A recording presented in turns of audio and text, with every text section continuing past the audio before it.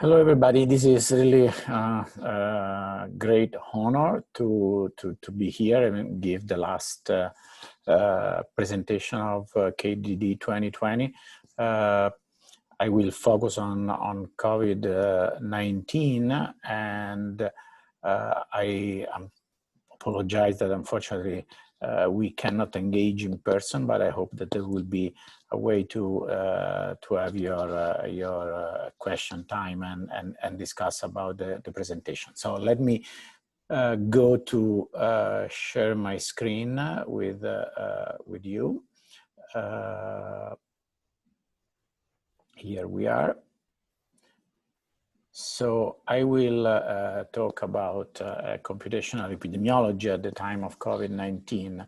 And the first things I have to do is to thank all my collaborators and a large number of people who have been working with me on computational epidemiology, on application of machine learning, on disease forecast, and especially on the COVID part in the last few months. A large number of people from many institutions and also companies. What I will present would not be possible without their help, and I was really blessed to have such a good and great number of collaborators.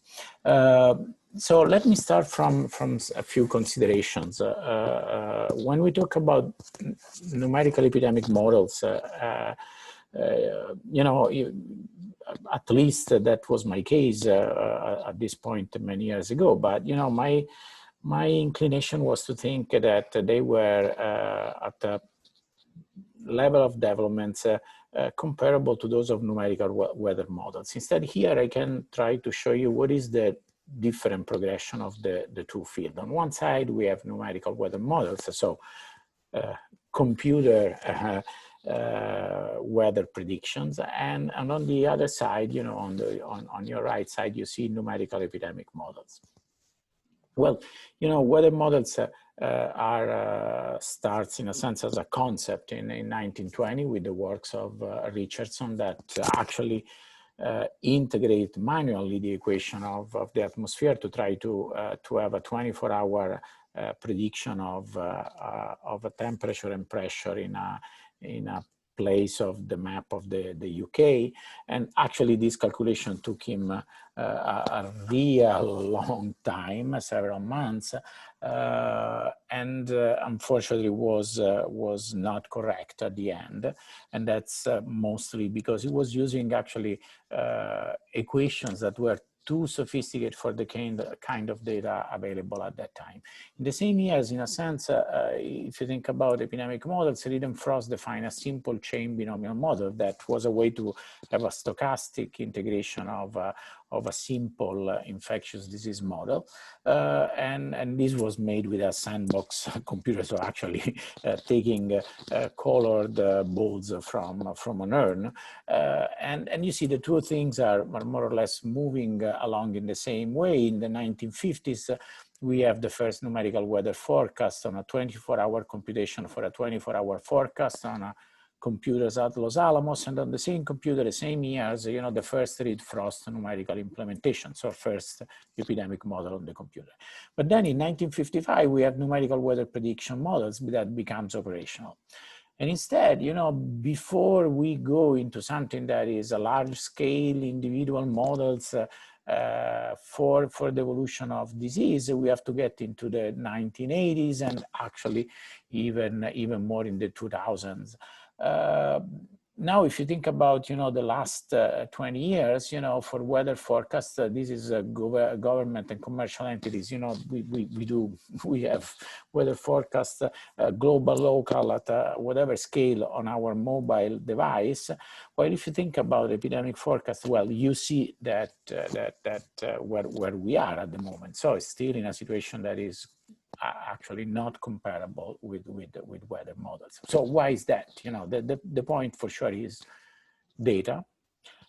We have sent satellite in orbit, and you know, we built thousands of weather stations, supercomputing, etc., all around the numerical weather models. And there is no equivalent, in a sense, and no equivalent effort if you think about infectious disease model, what we call outbreak science. And at the same time is also the fact that, you know, infectious diseases have one additional problem. That is us. Basically, we are part of the forecast. So social behavior, social behavioral adaptations, it's part of what we do. And data on society and what we do, how we react, for a long time were much harder to collect. So what we have at the moment, however, is that in the last 20 years, we have seen the explosion of data availability. So we are really we have shifted gear. And what we have is that, you know, we now have population data and census data in that are, you know, in digital format, machine readable. I think about Landscan and WorldPop. And here again, we have, you know, that the computer, in the sense of computational techniques, machine learning, etc., are key to provide those data. Then we have mobility data at many scales. So that goes from you know, all airline transportation data that you were seeing before to the data that are collected through our mobile devices. Then we have phylogenetic data, so we can do genome sequencing at the speed of light at this point. And also, you know, all the pervasive technologies like human interaction, content networks, you know, you see on the left of your screen, the monitoring of face-to-face interaction in a school through the social patterns experiment. We have the omics revolution, so all that is related to our biology, and a much deeper knowledge of networks, heterogeneity and complexity, and their effect in what we do when we model complex systems. So this has created and put the basis for us to finally approach the problem of infectious disease forecast and infectious disease numerical understanding. Also for data that, in a sense, were, I would say, unprecedented even a few years ago. We don't have to go back 20 years to see that what, for instance, is possible to do now in terms of mobility data and collection of proxy of human contacts is stunning. So, for instance, for COVID, Cubic, which is a mobile location company, is providing data that across the United States and Europe to research groups to try to understand how during the COVID pandemic human mobility and human proximity, so human contacts, have changed according to time and according to policies. So data that, you know, it obviously even 20 years ago were not even thinkable. Well, on top of these, so all this capturing human movement and interactions and mobility, we have also what we call all the novel digital data streams. So the fact that now we can use technologies to have what we call citizen science, projects like Flu Near You or InfluenzaNet in Europe. Flu Near You is in the US, that collects through basically volunteers the emergence of specific symptoms in the population in order to have a proxy of, for instance, of the flu, or in this case, in the past months of COVID. And at the same time, we have what we call passive data collection. So we can look at what people is communicating on Twitter, posting on Facebook, and you know, all the informations that comes from novel digital data sources that we can use to have additional understanding of the disease evolution and progression across the population. Well, what was the first probably example of innovative use of technologies, Google Flu Trend. I don't have to tell to this audience what it is, but in a nutshell, basically, the genius idea was, okay, why we have generally collecting data on the flu season through a large network of doctors and medical providers. These are analyzed by the Center for Disease Control, and that provides us a picture of the evolution of the flu season. But as you can imagine, there is a lot of delays in this process. These are data that have to be aggregated, then have to be, how to say, properly cleaned. And so at the end, what you get is that the CDC picture of the flu, in a sense, is always a picture that is lagged by a couple of weeks with respect to what is the actual unfolding of the influenza season. So the genius idea of Google was, well, but why we have to do that while we can leverage on the billions of searches that we have in our search engine, and we can look at specific keywords related to the flu. And through those keywords, we can have a proxy of the flu season. Obviously, during the flu season, we will have more search related to flu. And if we, have training data from the previous flu season of the CDC, then we can calibrate the model and develop through different techniques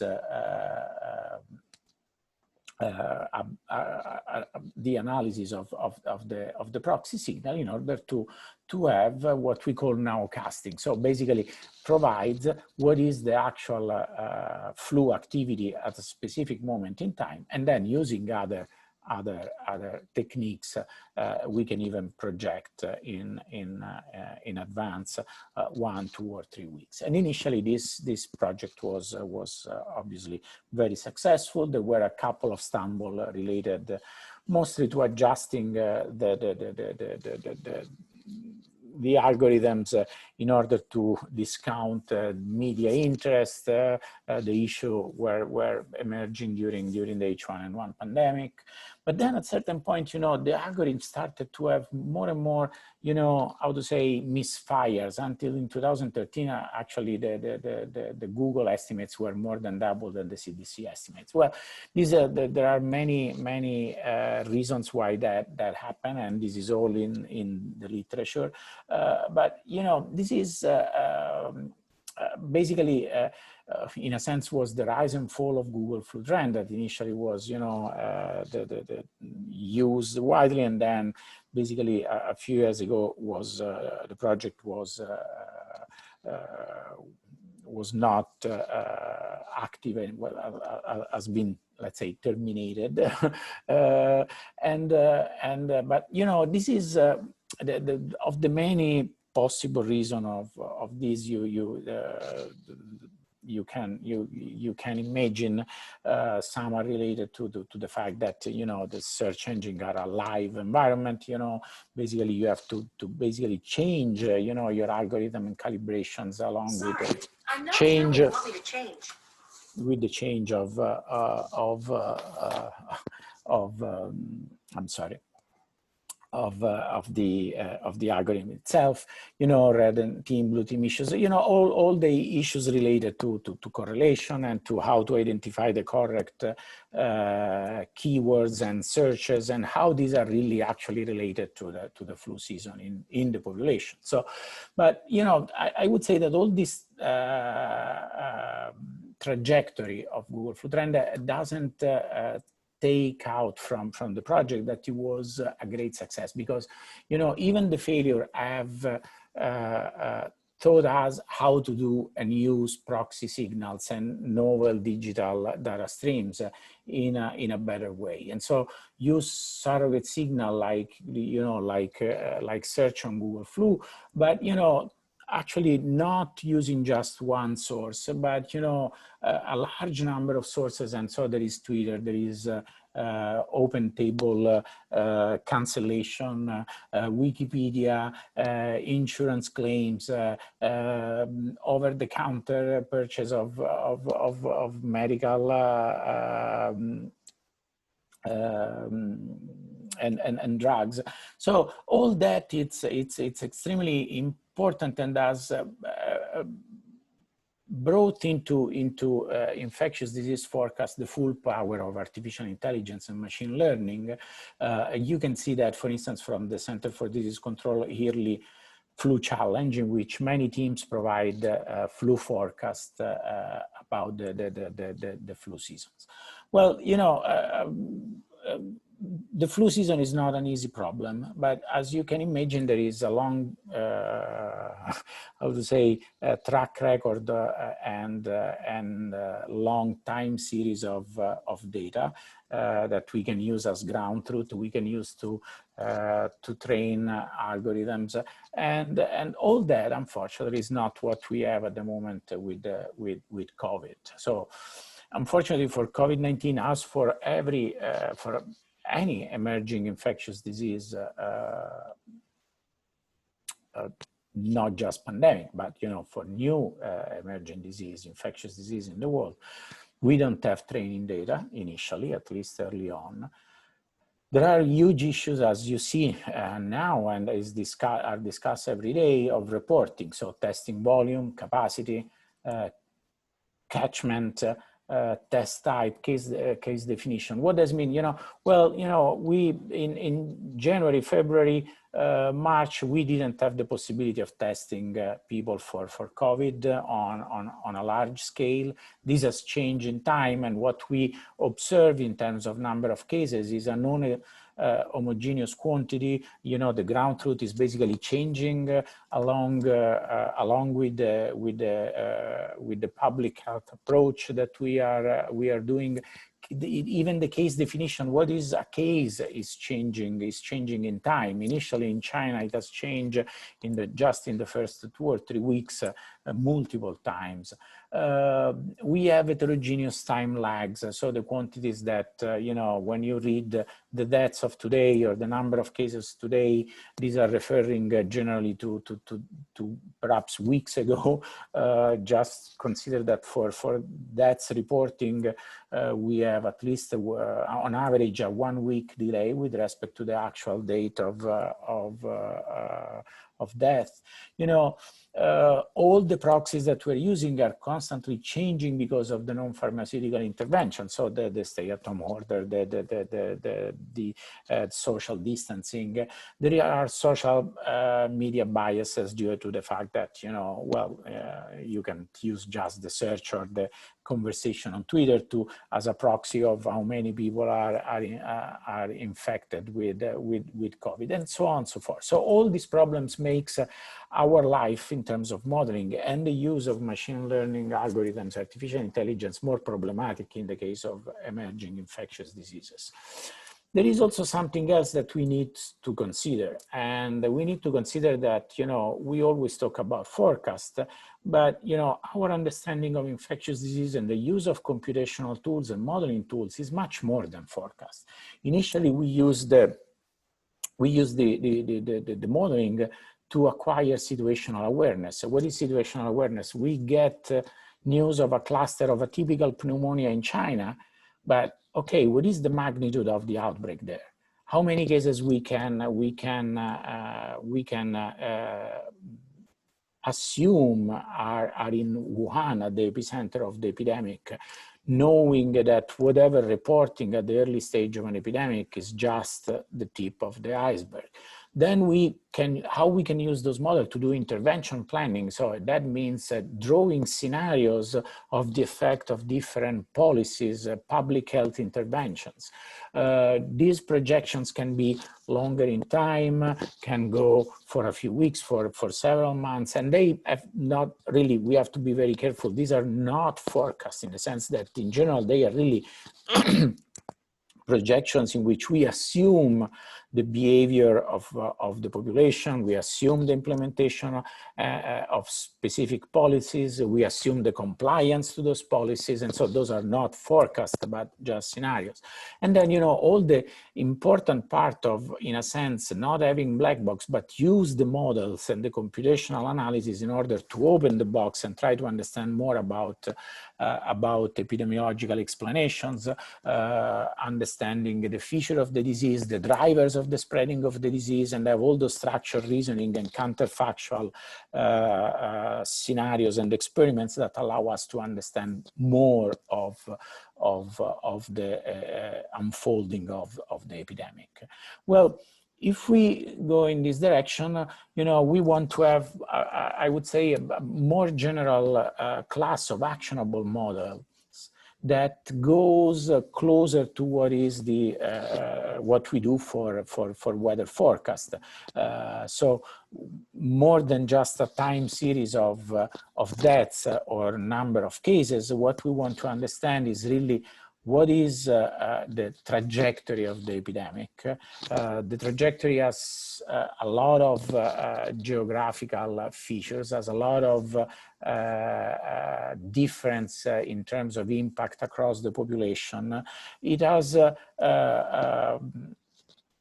different trajectory in different places of the world, and all that should comes exactly like in weather forecast through models which are which have the power of interpretability, that contains a level of mechanistic approach that can tell us what are the ingredients that we really assume for the diffusion of the epidemic. Generally, this goes through the definition of effective equations, and also can understand what is the role of initial conditions as well as the prediction limits that we have like in weather forecast. And so how to get to that is that we need to travel along the complexity spectrum of our description of the disease. So we have to go from generally what is the simple modeling approaches in which individuals are just mixed together, through actually assume and describe the social structure of the different populations, possibly introduce the specific contact networks of individuals. They really makes us different in terms of the way we spread the disease. As well, actually, we need to work with models that consider the fact that the world can be seen as a large network of population which are connected through mobility flows, and those mobility have very different time scale, from the scale of the single day commuting through the long and large time and how to say the large time scale of international travel. And then, you can actually go deep into agent-based models that try to capture the disease at the level of single households and specific population. And, doing that, we obviously go into computationally enabled approach where you, in a sense, trade realism for our ability to explain trends analytically and to have a kind of intuition of the phenomena. Well, this is some of the work that we have started to, along with many colleagues, to define almost 20 years ago at this point. For instance, we developed a platform that is called the Global Epidemic and Mobility Model. This integrates population data at the level of few kilometers by kilometers, a resolution of basically 10 by 10 kilometers, integrates the International Aviation Association and the OAG travel databases for domestic and international flights, a large number of sources for commuting patterns and population attributes that goes from the age structure of the population through the healthcare system across the world. And what we do is to try to really define the initial condition of the disease where we have a cluster, and through the modeling try to project the spreading of the disease. Okay, this is a cartoon. If you want to see how, for instance, in the United States, the model looks like is this one. So you see that there is a Voronoi tessellation of the United States. Each subpopulation, each tessel is generally centered around a major transportation hub or urban areas. And we have all the population and the attributes of the population within those subpopulation. And then we have a network of networks in which we have, you know, the full origin destination flows of the airport network, domestic and internationally. We have the commuting network patterns and all the short range mobility that characterize our daily activities, the population, and then all those information that you can imagine, age structure and hospital capacity and so on and so forth. This is, in a sense, is the world business as usual data is simulated mechanistically through data, basically. And if you want to have a more technical definition of how a simulation of that kind works, is like a reaction diffusion system on a network. So you have a network and then you have individuals that are like particles that diffuse from one subpopulation to another. And within the subpopulation itself have different way of spreading the disease. The algorithms that describe the spreading of the disease as well as the mobility flows are all data driven, but stochastic. So for instance, I provide what would be the simplest definition of a transmission model, that it would be a classic susceptible infectious recover model, but defined through binomial, basically stochastic processes.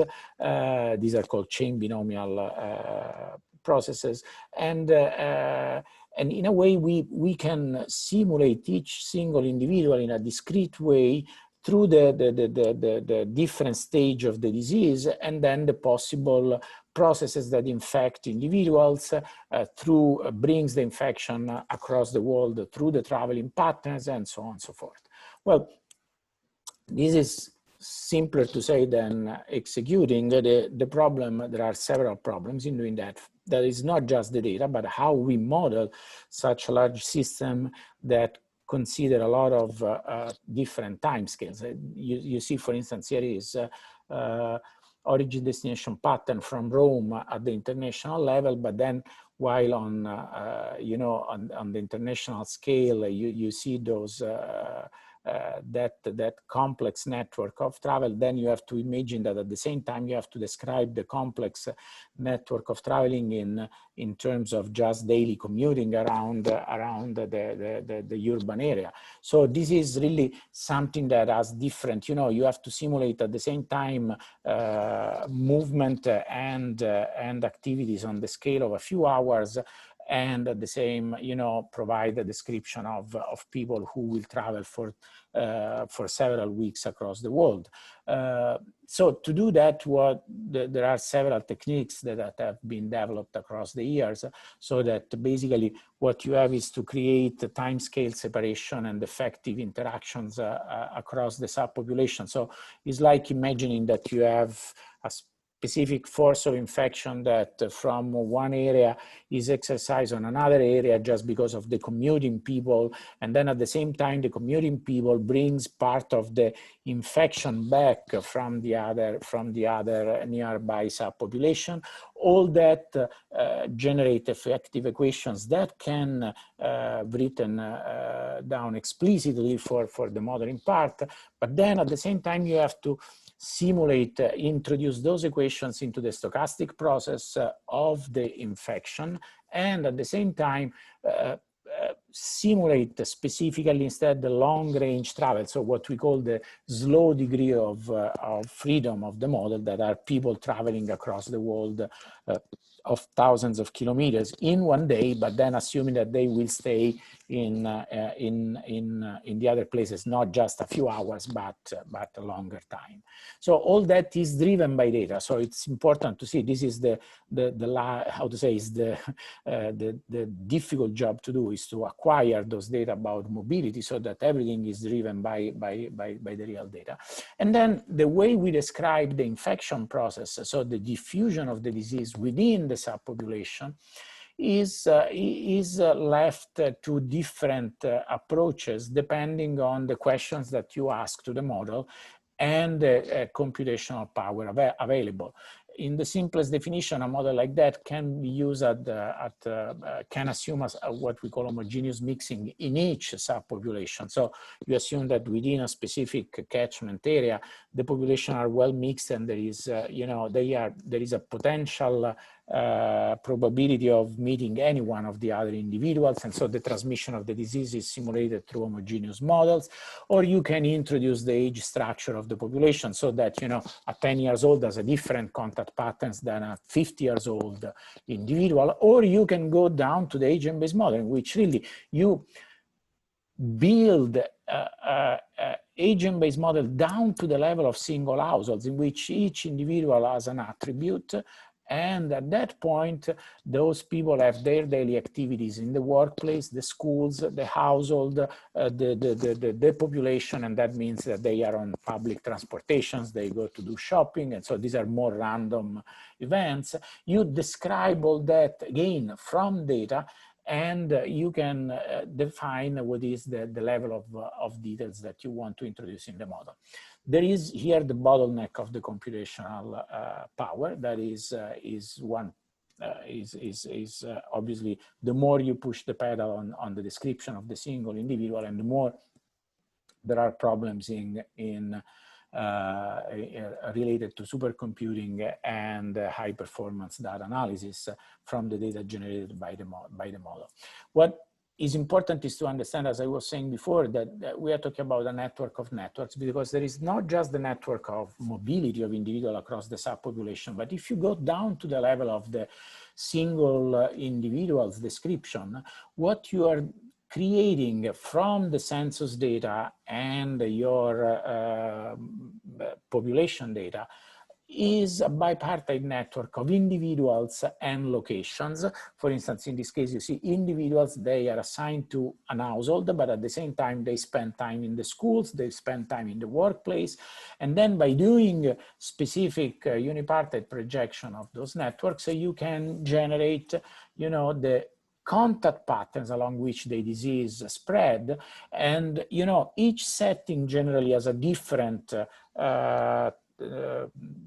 transmissibility, in the sense that, as you can imagine, we are more promiscuous in the household, we are more promiscuous, especially kids in the lower grades in K1 or K2 than on the workplace. And so all that can be factored in the model. Again, hopefully from data that comes from the clinical data, from specific studies.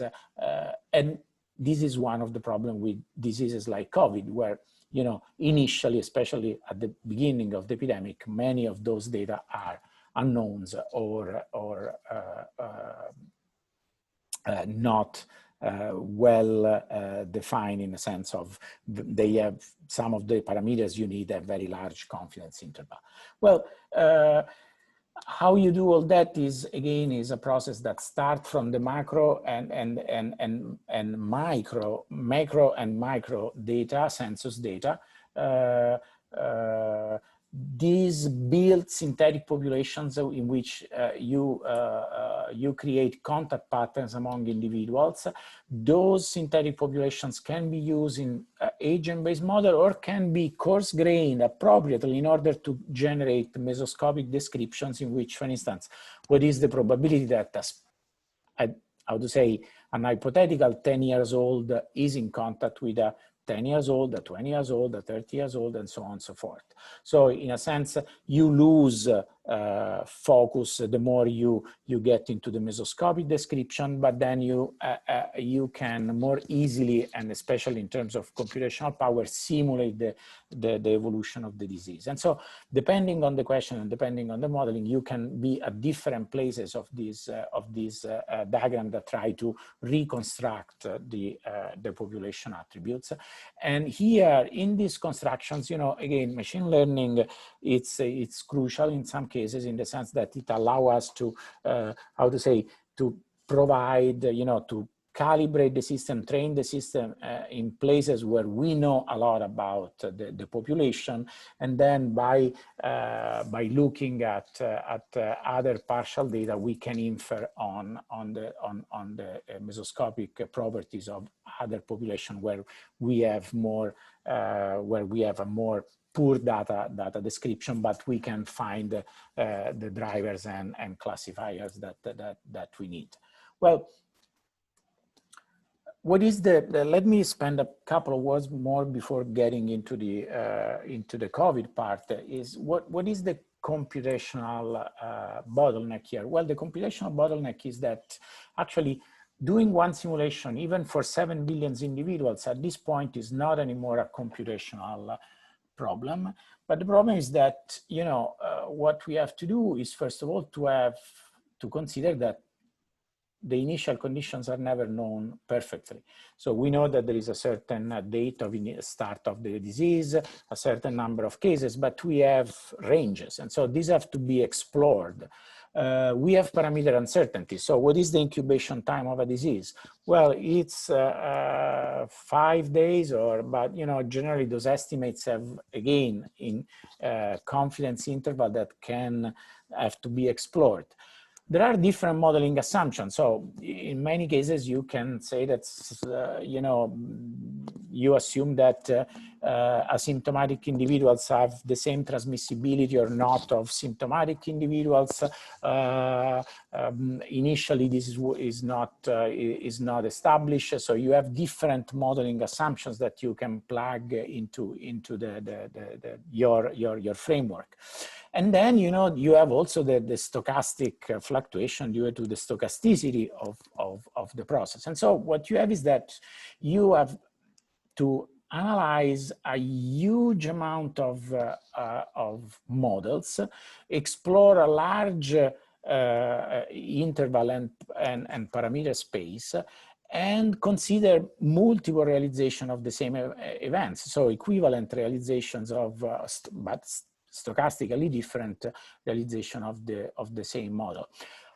After all that, exactly as we do for spaghetti models with the hurricanes, you know, you will get and compound all those data together in order to get, for instance, the importation probability of one infectious individual in some place in Europe or the US, or what is the death rate that you expect given certain properties of the epidemic. So this is what is the problem, because at this point you easily end up in exploring large dimensional spaces and executing millions of simulations that are that is where the computational bottleneck is.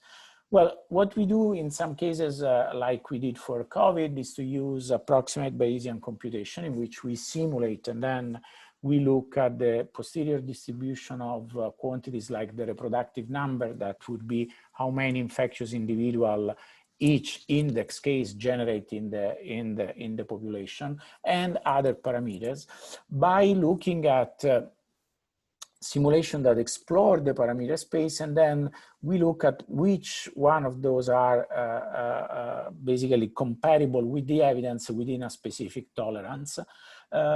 It's important to say that you have always to be aware of the data problems in a situation like COVID. For instance, what we decided to use as a model calibration in many cases is not the cases observed in China or other places of the world, but for instance, the number of cases detected internationally from China, because we know better what are the uncertainties and under detection of those cases.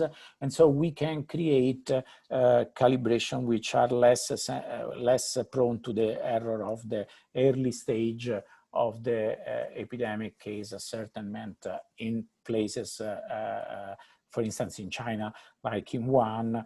Early modeling established that when 40 cases were notified in China, at least there were several thousands of cases already in just Wuhan. And if you look at those numbers, they rapidly went in the tens of thousands in a few days, just by observing what was the number of importation internationally.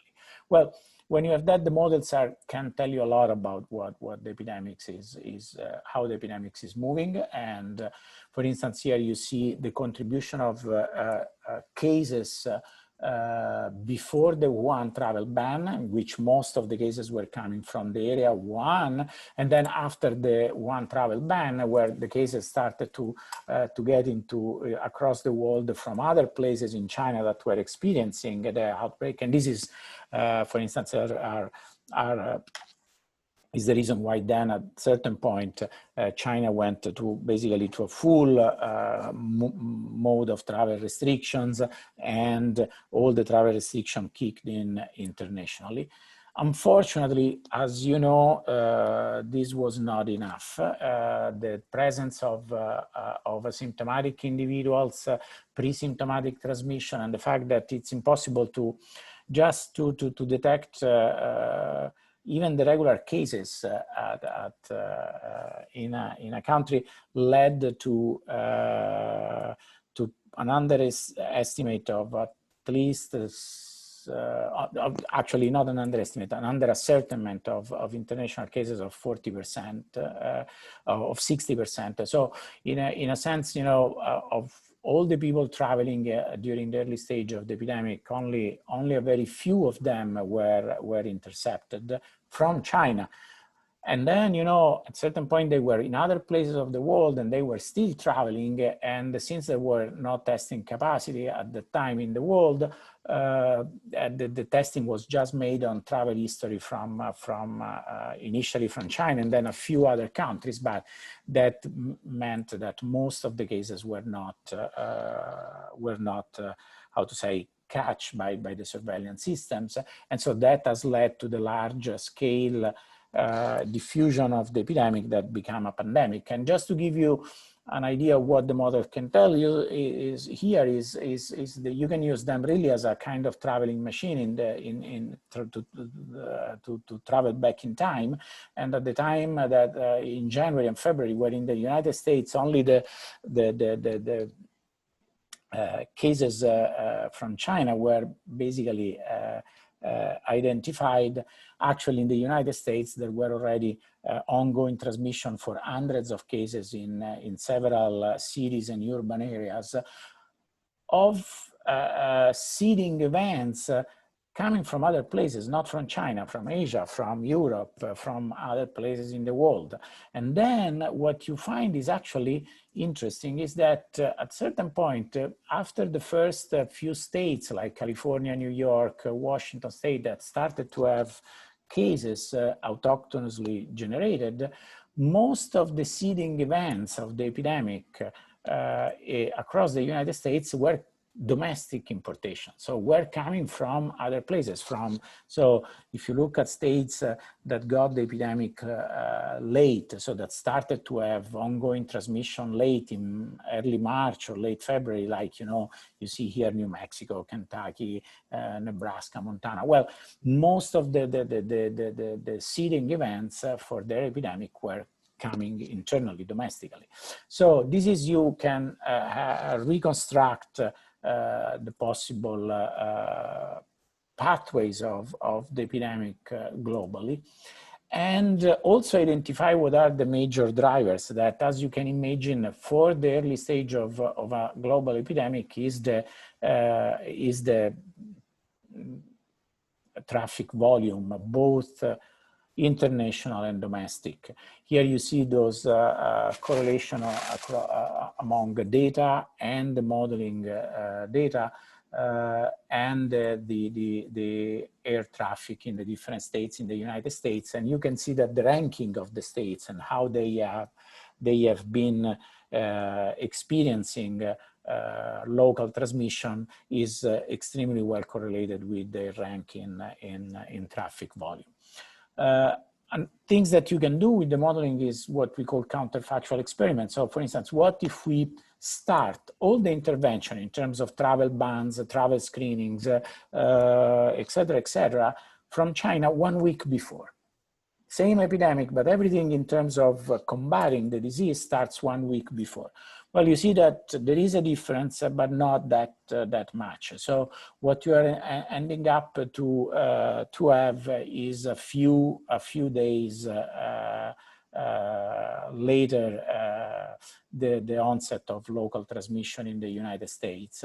And this is because you are not, again, not looking at travel restriction that affects the entire world, but if you just look at the origin source of the epidemic and don't test enough to understand that cases of the disease are coming from other countries, sooner or later, you are overcome by seeding events from all over the world, and the epidemic anyway starts to brew domestically. Well, this is the point where you start to have the forecast. And let me tell you in the last 5 minutes this is the most difficult part of the exercise, because the forecast means that you have to look at what you have, not just in terms of now, in terms of, for instance, in policy implemented, etc., but also what do you expect it will happen in the next few weeks. So you try to collect all the data in terms of interventions, how did the school closure affect the epidemic, the smart working, eventually the lockdowns. And you have all the prior of initial condition from the global analysis of the model. But then you have to say, well, but how people will comply to what is the public health officials are telling them. The classic example, will they wear masks or not? Will they limit their mobility or not? And all that has to be compounded in those analyses, both for the scenarios and the forecast. For the scenarios, you can just declare, okay, this is a scenario and these are my assumptions. And what you do is to provide, crisis units and task forces with as much scenarios you can, so that they can, I would say, assess what is the risk for different interventions in terms of deaths, and then obviously no models is telling you what to do. You have to compound that with information that are related to economy, to the effect on the population, and so on and so forth. When you try to do forecast, you focus on a shorter range, generally from 1 to 4 weeks, and you assume that somehow what you are seeing on the ground at that moment is what you will see on the ground for the next 2 or 3 weeks, 4 weeks. And so in a sense, you see that after 4 weeks, you're not doing a forecast anymore. You're again entering a realm of a scenario in which you are making assumption. For the 1, 2, or 3 weeks, given the time scale of the disease and the time to implement policies and change policies and see their effect, you can probably say, well, this situation on the ground will be reflected for the next few weeks in a way that I can use this as a forecast. And also you can, in that forecast, implement some changes. So you can say, well, what if, however, in my model, the school, I reopen school in 2 weeks, etc. And then you can compound those possible scenarios in the forecast cone of uncertainty. Well, this is the problem, and this is what the generative modeling approach works. In this case, you have a ground truth from the CDC, you get data. These are, for instance, is the logo of Cubic in terms of mobility data. You have to scan a huge number of values of the driving parameters of the epidemic, so the transmissibility, the incubation time, etc., all the quantities that describe what happens along with the policies. And this is a large dimensional space generally, where you, for each point of this dimensional space, you execute multiple stochastic realization of the epidemic, and then you do a model selection of different kinds with respect to the ground truth that you have, and then projecting forward the selected models, you can have what we call forecast for the next 4 weeks. Well, this is where you can imagine at the population level is where machine learning and other artificial intelligence approaches becomes very, very, very useful. You see, this is, for instance, is what you do every week, what we do every week for the United States, in which you have data from each state in terms of deaths, and you have those curves that try to provide the prediction for the next 4 weeks and a confidence interval of what could be the number of deaths in each state. But this is a problem for many reasons, and you tend to use all the possible approaches to create augmentation processes. For instance, one way to do is to merge mechanistic model with machine learning model, which is less transparent, but just, for instance, use proxy data of different kind, and you use the output of the machine learning as an augmentation of the ground truth. So you have the ground truth in terms of data up to the current week, but you can use the machine learning algorithms that perhaps are completely agnostic to whatever is the precise disease transmission mechanism, and is just integrating a large number of data, including all the novel digital data streams we were talking about. And then however you treat that machine learning data point as ground truth, and so that helps a lot in reducing confidence interval of mechanistic models and provide better predictions if you know that the machine learning model has a good performance. And here is where you need to evaluate and assess, your augmentation in terms of the performance in history of the machine learning. The other approach is to augment the machine learning instead algorithms with mechanistic simulation. So mechanistic simulation might provide a number of cases of the disease, but the mechanistic simulation is providing you the actual number of cases that the models detect for the epidemic evolution.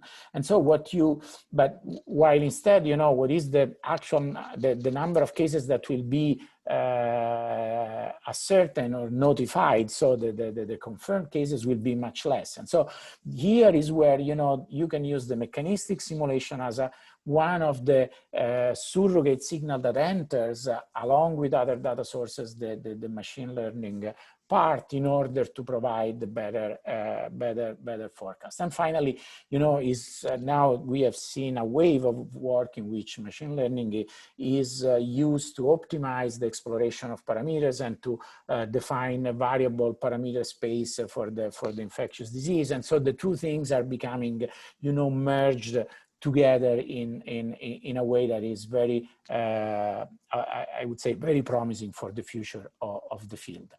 And, this is something that is done at this point routinely for COVID and for other infectious diseases, but now it's, the importance is for COVID. So, where you basically find the values at the values at the different geographical resolution, and then you aggregate up, for instance, at the country level, and you provide, for the next 1, 2, 3, 4 weeks data concerning the number, in this case, the number of deaths.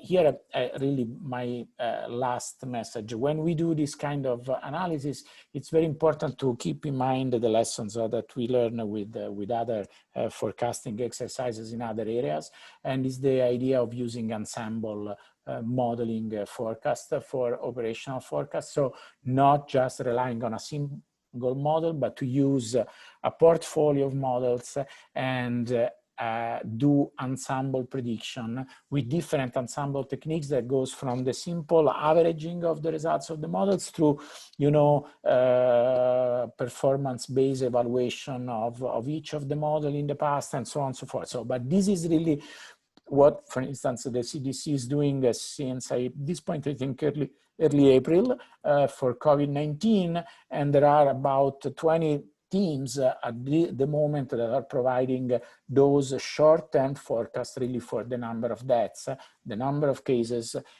from the national level to the county level for the United States. So this is I think it's probably better I close here, and my last sentence is something that I got from one nice article that is on 538, and so this is really that models aren't made to be unquestioned oracles, but you know, they are just trying to give what is the range of possibility, this portfolio of futures, given some of the facts that we consider important on the ground. And you know, that's, I think, is a major point that has been miscommunicated in many occasions in the past months, in which you have seen on media, television, and newspapers, you know, a new model is projecting this and that. And, you know, projections are not, you know, are considered like forecasts. Forecasts are considered like projections, and numbers are flying all over the places. And this is really one of the problems that we had during this pandemic, because if we go into this direction, at certain point you create a kind of confusion in what are the results and what we can really trust, and the way that what is the time horizon. In a sense, we are all now familiar to the fact that if I will tell you that it's going to snow in Boston on the 21st of December 2021, I'm completely crazy, and that's impossible. While instead this is not yet in a sense communicated properly to in the case of infectious diseases. The last things I want to say is that, you know, I focus on the population level modeling of the evolution of infectious diseases. There are a huge amount of approaches in which modeling, machine learning, artificial intelligence are used in an operational context that are at a much smaller scale. How many ventilators I will need in the next few weeks, how many hospital beds, how many intensive care units, what is the logistic for vaccine distribution, for specific drugs. Even you know, the development of drugs is now guided by computational approaches, and so, you know, I think this is an area which is exciting and that is going to change outbreak science. The real actual last things I want to say is that you know, all that we do is still behind a computer desk, a computer keyboard, and what we provide is intelligence. We try to anticipate the move of the enemy, in this case a pandemic, to help the people who are really fighting, risking their lives, their disease every day in hospitals. So healthcare givers, medical doctors, and all the people that are really the first responders on the ground. Well, I hope now there will be some time for questions, and thank you very much for your patience. Thanks a lot.